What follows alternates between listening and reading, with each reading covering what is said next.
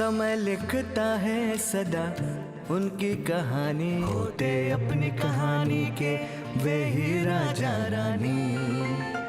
अपने दम पर नाम जो अपना कमाते हैं, रचते हैं इतिहास कुछ करके दिखाते हैं। कर्म जब करते चमत्कृत, परिश्रम होता पुरस्कृत, वक्त उनको मान और सम्मान देता है।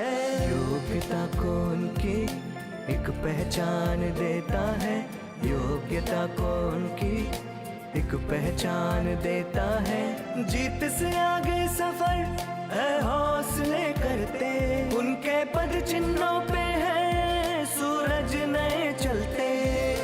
जो कसौटी पे कर्म की होते हैं सब लायक, वही आदर्श बनते और होते हमारे नायक, हमारे नायक, हमारे नायक, हमारे नायक।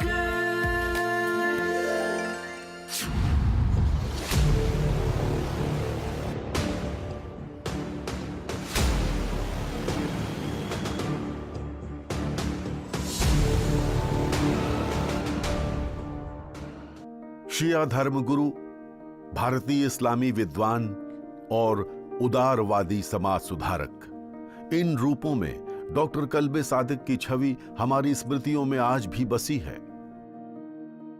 जब हम उन्हें याद करते हैं तो हमारे मन मस्तिष्क में एक शांत किंतु दृढ़ चेहरा सामने आता है। गोरा रंग, हल्की सी दाढ़ी और बिखरे बालों पर करीने से सजी हुई पारंपरिक टोपी। डॉक्टर सादिक अपनी इन्हीं सादगी के लिए जाने जाते हैं।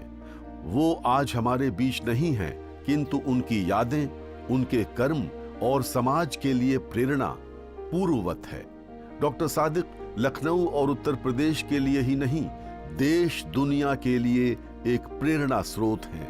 81 वर्षों के जीवन काल में सामाजिक उन्नयन के क्षेत्र में उल्लेखनीय योगदान के लिए उन्हें वर्ष 2021 में मरणोपरांत देश के तीसरे सर्वोच्च सम्मान पद्म भूषण से अलंकृत किया गया। देखिए, उनको उनकी ज़िंदगी में भी एक बार ऑफ़र हुआ था पद्म पुरस्कार मिलने का, लेकिन उन्होंने मना कर दिया था। लेकिन उनकी यानी इंतकाल के बाद जब मेरे ही पास फ़ोन आया था गृह मंत्रालय से, तो उन्होंने ये फैसला कर लिया था, सिर्फ मेरी कंसेंट चाहिए थी कि उनको पद्म भूषण दिया जा रहा है। तो हम सब के लिए ज़रूरी ज़ाहिर है कि गर्व की बात थी, फ़ख्र की बात थी कि इंडियन गवर्नमेंट ने और इंडियन इस्टेब्लिशमेंट ने उनकी जो सर्विसेज और जो उनकी खिदमात हैं उसको एक्सेप्ट किया। और मैं जब पद्म भूषण लेने गया तो वहाँ हमारे जो प्रधानमंत्री हैं नरेंद्र मोदी जी, उन्होंने ख़ुद मुझसे कहा था कि मैं आपके पिता की तकरीरों का बहुत पसंद करता हूँ और बहुत ही मैं उनकी तकरीरों को सुनता हूँ, क्योंकि उसमें बहुत गहरी बातें होती हैं।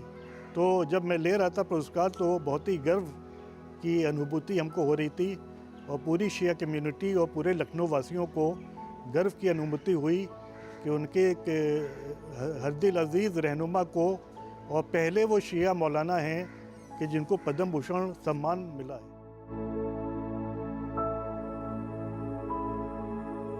सिर्फ हम सब एज अ फैमिली नहीं कह रहे हैं, बल्कि एज अ ऑर्गेनाइजेशन कहिए या जो लोग एक उनकी फिक्र से जो है जुड़े हुए हैं, वो सब जो है वो बहुत ही ज़्यादा इम्प्रेस्ड हुए और बहुत ही ज़्यादा मुतासिर और आभारी हैं गवर्नमेंट के कि उन्हीं ने उनको रिकग्नाइज़ किया और उनको जो है वो पद्म भूषण से नवाजा। डॉक्टर कल्बे सादिक का जन्म 22 जून 1939 को लखनऊ में हुआ था। उनके वालिद कल्बे हुसैन साहब ने लखनऊ के सुल्तानुल मदारिस में प्रारंभिक शिक्षा के लिए कल्बे सादिक का दाखिला दिलाया। उन्होंने नाजमिया के मदरसे में भी पढ़ाई की। इसके बाद उच्च शिक्षा के लिए अलीगढ़ मुस्लिम विश्वविद्यालय चले गए। वो बचपन से ही पढ़ने में तेज थे। उन्होंने प्राथमिक माध्यमिक के बाद उच्च शिक्षा में भी अपनी मेधा का परचम लहराया। 1971 में अलीगढ़ विश्वविद्यालय में अरबी साहित्य में स्वर्ण पदक के साथ डॉक्टरेट की उपाधि प्राप्त की। इसके बाद डॉक्टर कल्बे सादिक ने अपना जीवन शिक्षा और समाज के उत्थान के लिए समर्पित कर दिया। वो अरबी के अलावा उर्दू, फारसी, अंग्रेजी और हिंदी भाषाओं के भी जानकार थे। इस्लामी धर्मशास्त्र पर उनकी अच्छी पकड़ थी। वो देश प्रदेश में अक्सर इस्लामी धर्मशास्त्र पर भाषण और व्याख्यान देने के लिए आमंत्रित किए जाते थे। जो मैं कहना चाहता हूँ वो ये है कि दुनिया का कोई देश और कोई मुल्क उस समय तक सम्मान नहीं पा सकता है जब तक उस मुल्क और देश में एजुकेशन का विस्तार न हो जाए। सेमिनार में विदेश भी जाते रहते थे। डॉक्टर सादिक अपनी यात्राओं और अनुभवों से इस निष्कर्ष पर पहुंचे कि मुस्लिम समुदाय के पिछड़ेपन का कारण शिक्षा और ज्ञान का अभाव है। इसीलिए उन्होंने मुस्लिम समुदाय को शिक्षित करने का संकल्प लिया और निरक्षरता तथा अज्ञानता के विरुद्ध समुदाय व्यापी अभियान चलाया और आगे चलकर यही संकल्प उनके जीवन का उद्देश्य बन गया।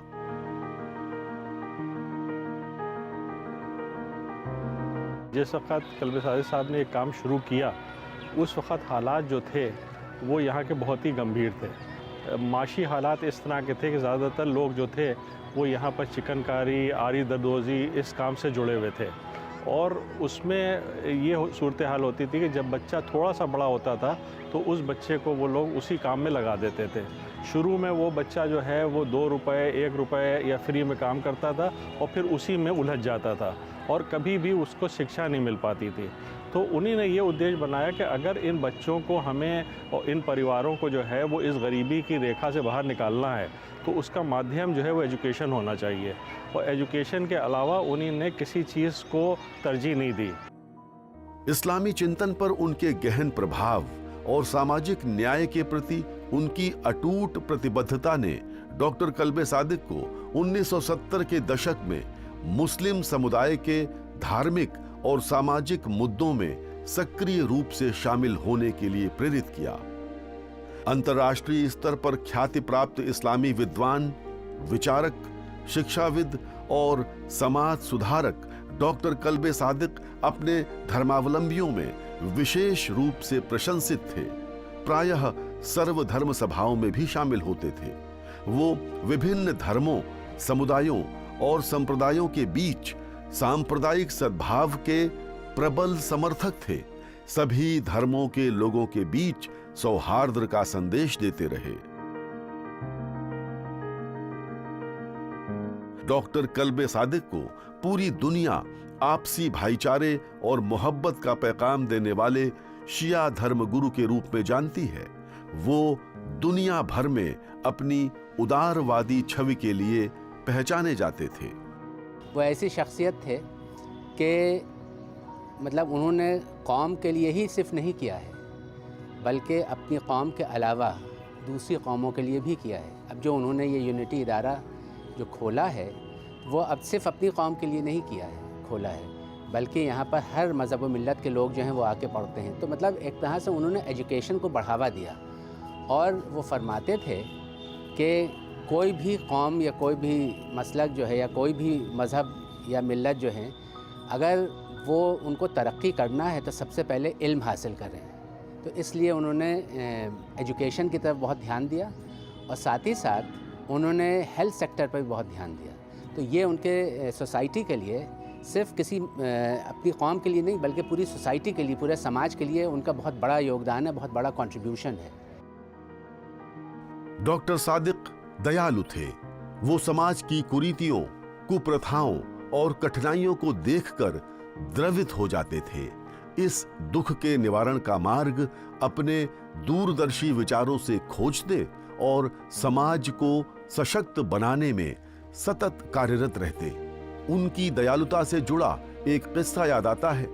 1970 के दशक की बात है। एक व्यक्ति के घर गए। वहां दीपक की मंद रोशनी में एक युवक लगन से पढ़ाई कर रहा था। उस व्यक्ति ने लड़के का परिचय अपने बेटे के रूप में कराया और बताया कि मेरा बेटा प्रतिभाशाली और मेहनती है। लेकिन उसके पास आगे की शिक्षा जारी रखने की व्यवस्था नहीं है।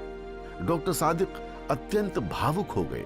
उन्होंने लड़के से बात की और उसकी बुद्धि और दृढ़ संकल्प से बेहद प्रभावित हुए। उन्होंने लड़के की क्षमता को पहचाना और जाना कि सही सहयोग मिलने पर वो उत्कृष्ट प्रदर्शन कर सकता है और अपने परिवार को गरीबी से बाहर निकाल सकता है।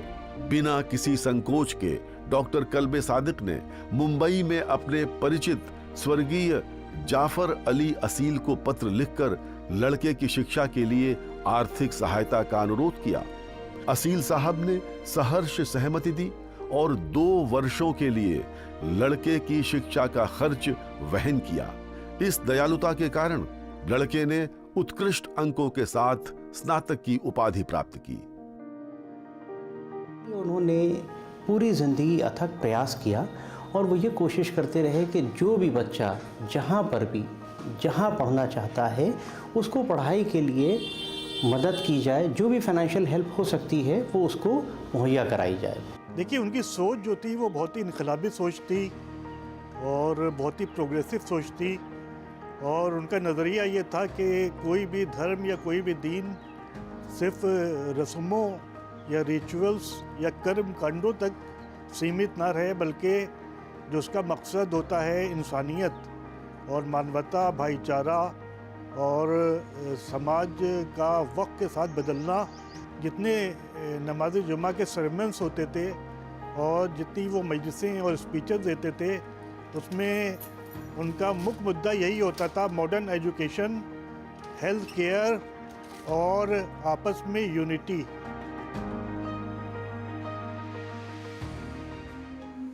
कल्बे साहब के मार्गदर्शन में जरूरतमंद और गरीब विद्यार्थियों को शैक्षिक सहायता और छात्रवृत्ति देने के उद्देश्य से 18 अप्रैल 1984 को तौहीदुल मुस्लिमीन ट्रस्ट की स्थापना की गई। ये ट्रस्ट वंचित समुदायों के शैक्षिक, सामाजिक और भौतिक उत्थान के लिए समर्पित है और गैर लाभकारी संगठन के रूप में कार्य कर रहा है। ट्रस्ट की यात्रा 1987 में स्थापित यूनिटी कॉलेज से प्रारंभ हुई, जो एक छोटे से किराए के कमरे में बुनियादी सुविधाओं और कुछ ही विद्यार्थियों के साथ प्रारंभ हुआ था। शुरुआती दिन चुनौतीपूर्ण थे। तब खासकर शिक्षा के प्रति अभिभावकों के दृष्टिकोण को बदलने में बहुत कठिनाई हो रही थी। लोग शिक्षा के प्रति जागरूक नहीं थे और दिहाड़ी मजदूरी कर अपनी रोजी रोटी चलाने को अधिक वरीयता दिया करते थे। हालांकि ट्रस्ट सदस्यों ने निरंतर प्रयास किया और समुदाय के सहयोग से लोगों के दृष्टिकोण में बदलाव आया। इसी के साथ ट्रस्ट के नेक दृष्टिकोण को व्यापक स्वीकृति मिली और लोग शिक्षा के लिए आगे आने लगे। ट्रस्ट स्थापना में आया तो इसका सबसे पहले स्कॉलरशिप प्रोग्राम हुआ, जो मेरिट कम बेसिस पर बच्चों को पढ़ाने लगा। ये प्रोग्राम जब आगे बढ़ा और उनके साथ लोग और जुड़े, तो फिर ये बात उठी कि बच्चों के लिए कोई स्कूल भी कायम करना चाहिए, ताकि बच्चों को शुरू से पढ़ाई का इंतज़ाम होना चाहिए। तो वो स्कूल जो है वो एक कमरे के मकान में गोलागंज इलाके में, जहाँ पर गुलाब टाकिज़ होता था, वहाँ से शुरू हुआ। आज की तारीख में इस कैंपस में 3 इंस्टीट्यूशंस चल रहे हैं। एक इंस्टीट्यूशन जो है वो मॉर्निंग स्कूल है, एक इंस्टीट्यूशन इवनिंग स्कूल है, और तीसरा जो है वो हमारा वोकेशनल ट्रेनिंग सेंटर है, जो कि NCVT कोर्सेज चलाता है। लगभग 1 दशक बाद तौहीदुल मुस्लिमीन ट्रस्ट ने यूनिटी कॉलेज सेकेंड शिफ्ट की स्थापना की। मात्र 9 छात्रों से इसका प्रारंभ हुआ और आज 40 साल बाद यूनिटी कॉलेज और यूनिटी कॉलेज सेकेंड शिफ्ट में विश्व स्तरीय शैक्षणिक कार्यक्रम, विशेषज्ञ शिक्षकों और अति आधुनिक सुविधाएं उपलब्ध हैं। यहाँ लगभग 3500 विद्यार्थी पढ़ाई कर रहे हैं।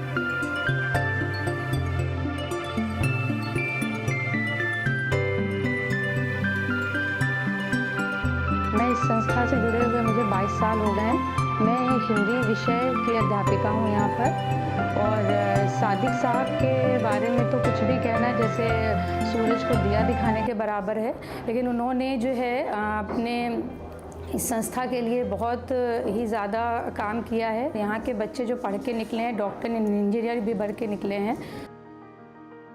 केवल हम कहें कि अगर केवल मुस्लिम समाज के लिए उन्होंने काम किया हमारे सादिक साहब जी ने, तो ऐसा कुछ नहीं है। उन्होंने सभी के लिए बहुत काम किया है कि उनका एक मोटो था कि हमारे समाज के सभी बच्चे पढ़ लिख कर के आगे बढ़ें, और विशेष करके लड़कियां, क्योंकि लड़कियां, उनका मानना था कि अगर एक लड़की पढ़ के जाती है तो वो समाज के और 40-50 लोगों को और भी ज़्यादा रोशन करने का मादा रखती है। तो इस प्रकार से कि परिवार को रोशन करती है और साथ साथ अपने आने वाली पीढ़ी को रोशन करती है, तो उनका ये मानना आज पूरी तरह में सफल होता दिखाई दे रहा है। तौहीदुल मुस्लिमीन ट्रस्ट अन्य शैक्षणिक और चिकित्सा संस्थानों का संचालन भी करता है और विभिन्न धर्मार्थ कार्यक्रम चलाता है।